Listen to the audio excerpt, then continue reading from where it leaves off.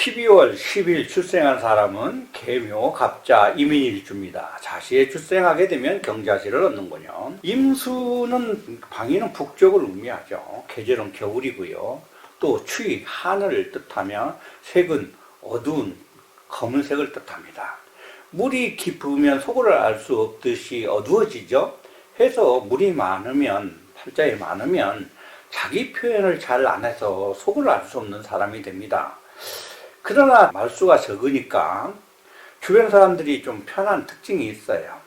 물은 지혜를 상징하죠. 그러나 겨울물이 화가 없어서 지나치게 차가우면 예민하고 날카롭게 되죠. 겨울의 강물은 나무를 키우거나 이런 생명을 만드는 역할은 크게 하지 않아요. 단지 생명을 만드는, 잉태하는 역할은 하죠. 그래서 많이 필요하지는 않습니다.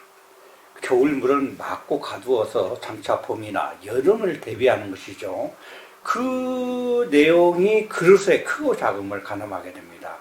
마가 가두어서 따뜻하게 되면 생명을 잉태하고 성장시키게 되죠. 무토 병화가 그래서 존신이 됩니다. 궁퉁보감의 고서에 보면 11월 임수, 양인 방신, 교전 경왕, 선치무토 차용 병화, 병무양토 북이영화라. 11월은 양인격이죠. 양인이 장령에서 매우 왕한 계절입니다. 그래서 먼저 무토로 제방하고 병화로 무토를 돕고 조우를 해야 하면 제방이 튼튼하고 그 기세가 순환이 되는 것입니다. 병화무토가 투철된 자는 영화를 누릴 것이다 했어요. 반드시 양인격은 칠사를 모아서 양인 가사를 해야 한다. 양인의 흉폭함을 다스려야 지위와 권력으로 변하는 것인데, 해서 양인격들은 반드시 칠살로 강하게 다스리면 무관이나 고의적으로 크게 출세할 수 있는 팔자가 됩니다. 해서 양인격들은 무토가 필요한 것이죠. 혹, 지성, 수국, 병불, 출간, 죽, 유, 무토, 역계, 용인. 혹, 지지에 수국을 이루고 무토가 출간하였으나 병화가 없으면 역시 고생하고 사는 보통 사람일 뿐이다. 무토가 있으니까 직업은 가질 수 있다 이런 뜻인데, 관살이 있으니까 목표의식과 뜻은 아주 강하겠죠. 사람은 똑똑할 것입니다.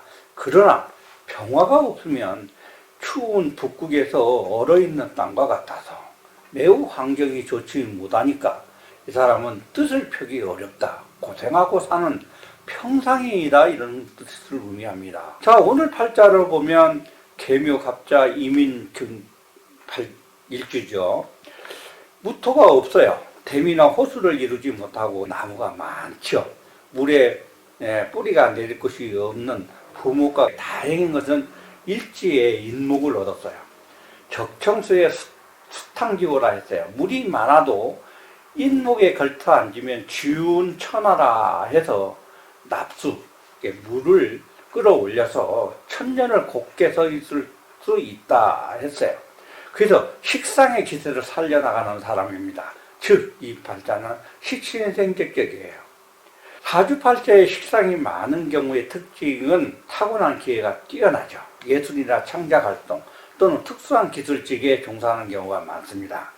그러다 보니까 자신의 활동성에 치우쳐서 결혼을 뒤로 미루거나 독신주의로 고집하는 경우가 많아요. 즉, 돈 버는 재주가 유별나고 사회적으로는 유능합니다.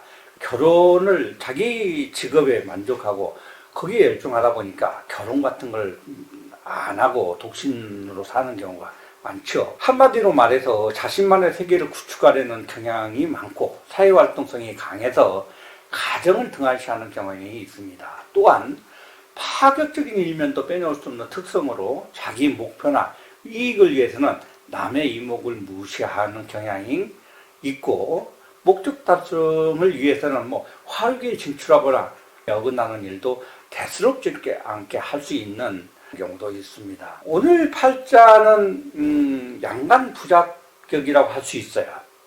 좋은 실을 얻으면 큰 부자 팔자입니다. 수운의 식상을 생하여 좋고요. 그분은 식상을 극해서 좋지 않습니다. 그러나 금생수 수생목해서 대용하지는 않아요. 남방운에 대발하는 팔자입니다. 비록 차가운 물이 흠이지만 맑고 깨끗해서 남다른 청명한 재주를 가진 사람입니다.